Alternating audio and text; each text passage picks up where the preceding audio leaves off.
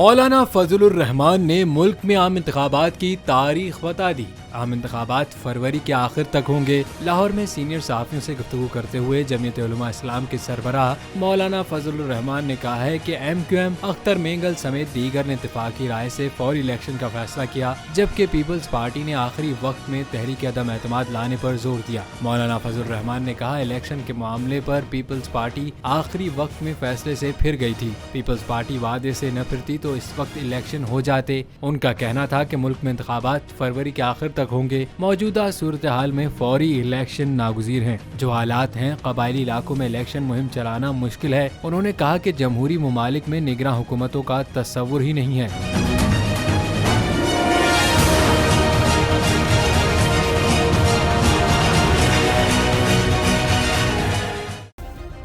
Subscribe करें और bell दबाएं ताकि कोई खबर रह न जाए।